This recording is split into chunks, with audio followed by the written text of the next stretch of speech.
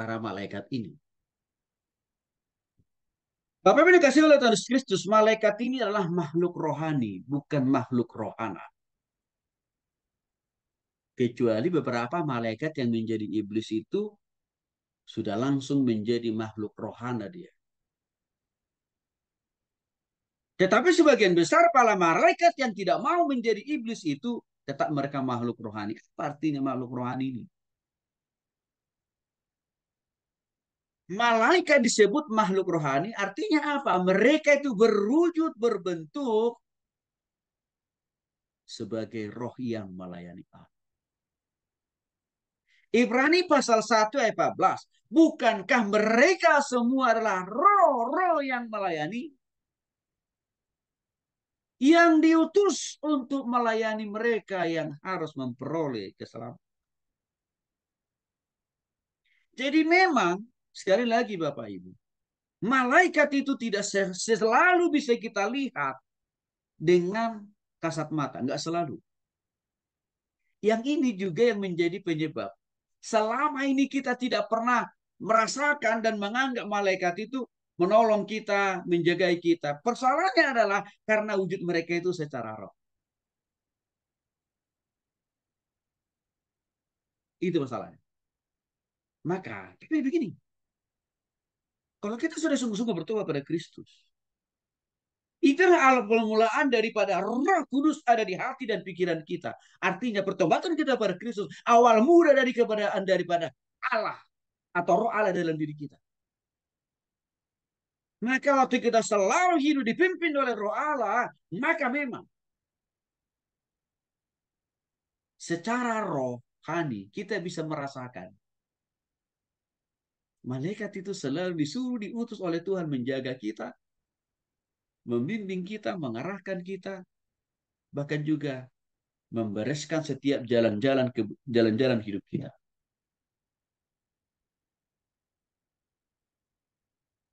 Karena mereka diberikan mandat atau tugas untuk melayani mereka, untuk melayani setiap kita yang sudah memperoleh keselamatan.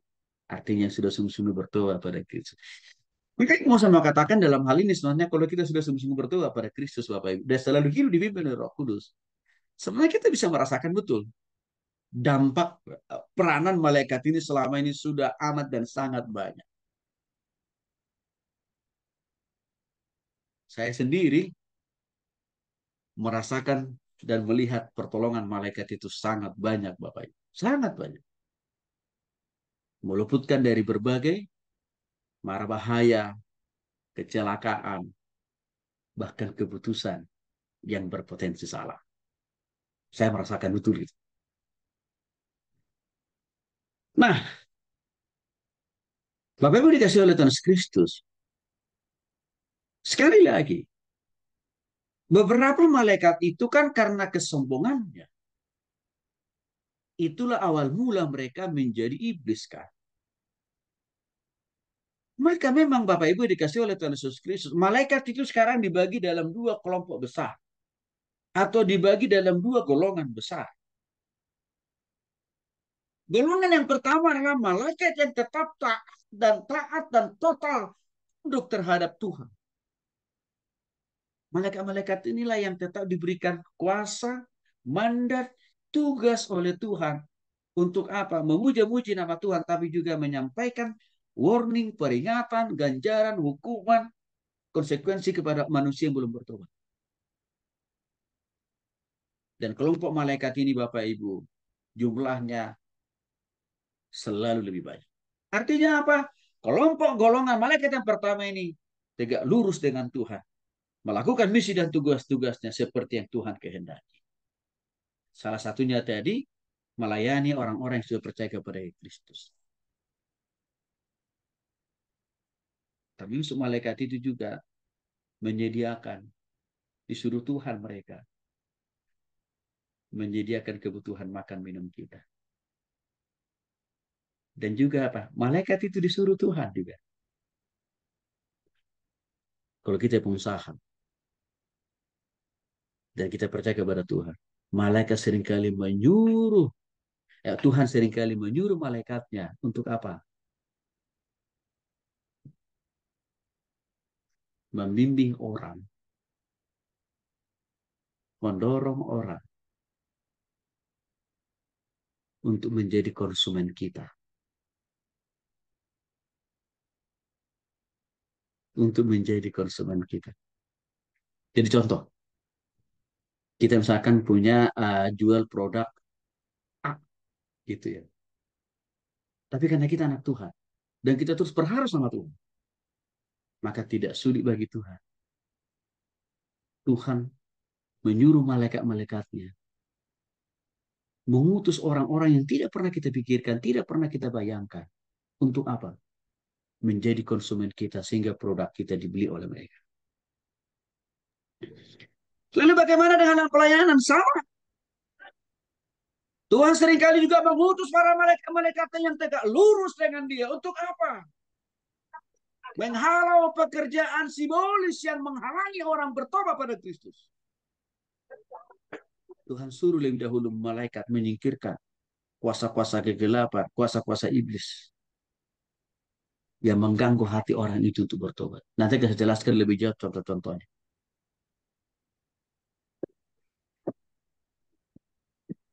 Ini malaikat yang tidak lurus dengan Tuhan. Tapi jangan lupa Bapak Ibu, ada golongan malaikat yang kedua, di mana malaikat ini karena kesombongan menjadi iblis, inilah yang menjadi pengrusak.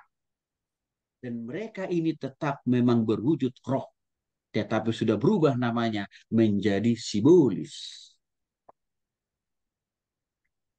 Maka di sini kita lihat seringkali terjadi terjadi peperangan antara malaikat Allah dan juga simbolis atau iblis Bapak Ibu yang berwujud roh. Seringkali terjadi peperangan ini. Walaupun kita tidak bisa lihat secara kasat mata, tapi seringkali bertempur. Seperti saya katakan tadi, kalau dalam pelayanan, seringkali simbolis yang berwujud roh itu mengeraskan hati orang untuk tidak mau bertobat. Atau simbolis yang tidak berwujud itu menghalang-halangi kita untuk beritakan Injil di satu tempat atau di satu kota gitu. Maka disitulah malaikat yang dari Tuhan. Tuhan suruh untuk apa? Menghancurkan pengaruh daripada simbolis tadi atau iblis tadi Bapak. Untuk itu ada dikatakan dalam Efesus pasal 6 ayat 12. Karena perjuangan kita bukanlah melawan darah daging dan daging, tetapi melawan pemerintah-pemerintah, melawan penguasa-penguasa, melawan penghulu-penghulu dunia yang gelap. Ini melawan roh-roh jahat di udara. Siapakah ini? Ini kelompok malaikat yang kedua yang saya katakan tadi yang akhirnya menjadi simbolis atau iblis Bapak Ibu. Inilah yang menjadi musuh kita. Ini jugalah yang menjadi musuh malaikat-malaikat surgawi. Termasuk juga roh-roh jahat atau simbolis atau iblis ini jugalah menjadi musuh daripada Allah sendiri. Maka malaikat-malaikat surgawi yang tegak lurus dengan Tuhan itu Bapak Ibu. Diutus Tuhan seringkali. Untuk apa? Menjagai kita dari serangan-serangan dari kuasa simbolis atau roh-roh jahat di udara. Seringkali diutus oleh Tuhan.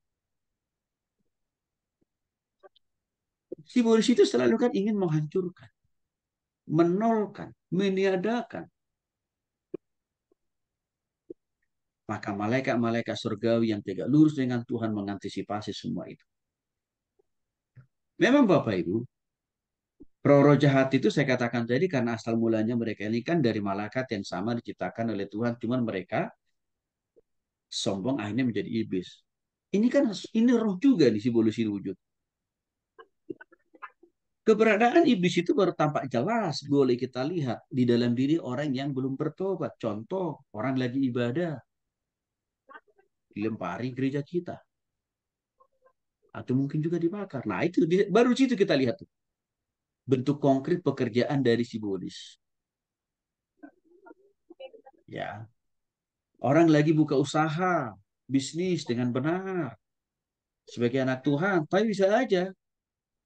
Ya, tetangga kiri kanan buka belakang kita dikuasai oleh simbolis, oleh iblis.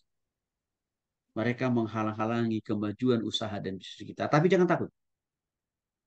Karena Tuhan punya kuasa menginstruksikan, menegaskan malaikat-malaikat surgawi untuk menghalau semua itu.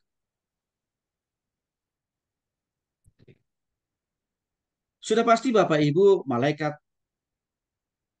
tidak punya suami.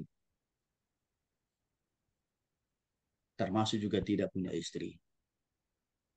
Sudah pasti. Malaikat juga tidak punya anak, cucu atau pahopu, atau cicit. Nggak punya. Karena malaikat itu tidak, di dalam diri malaikat itu tidak diberikan naluri seperti dalam diri manusia. Untuk nikah, ya, atau untuk kawin, atau untuk punya keturunan, cicit dan cucu. Nggak ada. Natur kedagingan, kemanusiaan seperti yang dimiliki oleh manusia itu tidak ada dalam diri malaikat itu.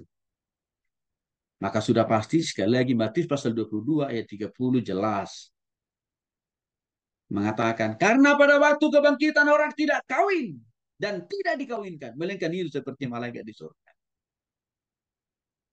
Ini menginstruksikan, menjelaskan malaikat itu tidak diberikan Tuhan naluri untuk menikah, apalagi punya anak dan bahkan punya cucu, apalagi untuk dipanggil menjadi cicit atau menjadi opung, menjadi eyang, enggak, dari awalnya. Lalu pertanyaannya, tapi Pak Tony kok kenapa malaikat itu kok bisa begitu banyak? Itu bukan hasil pernikahan antara malaikat yang pertama sesama malaikat pertama. Enggak. Memang Tuhan menciptakan. Jadi banyaknya jumlah malaikat itu secara orisinil. Tuhan yang langsung selalu memperbanyak itu. Bukan melalui proses pernikahan atau perkawinan antara malaikat yang pertama dengan sesama malaikat yang pertama atau malaikat kedua. Enggak. Ya. Nah, maka sini dikatakan Bapak Ibu tadi, ya, di surga pun nanti Bapak Ibu, tidak lagi ada istilah, ya, suami dan istri. Jadi waktu kita di surga nanti juga jangan jadi begini. Inilah konsep surga kita jauh berbeda dengan saudara kita seberang. Kalau saudara kita seberang kan isi surganya, aktivitas di surga mereka itu nggak jauh beda seperti di bumi ini. Saudara kita yang lain. Apalagi bagi para kaum laki-laki di mereka, itu untungnya lebih banyak daripada perempuan. Karena kenapa? Mereka bisa mendapat 7 bidadari. Jadi kalau waktu di bumi mereka nggak sempat berpoligami karena mungkin miskin, susah ya. Ya, kalau memiliki keyakinan itu, masih ada peluang besar bagi mereka berpoligami di surga. Mereka. Tapi kalau di kita tidak ada istilah kawin mengawinkan di surga. Waktu kita di surga sudah clear and clean. Makalah urusan nafsu udah selesai di bumi. Maka dengan demikian perjumpaan kita antara suami dan istri di surga bukan lagi membuat rumah tangga baru. Bukan lagi mencetak anak baru. Enggak. Udah selesai itu di bumi.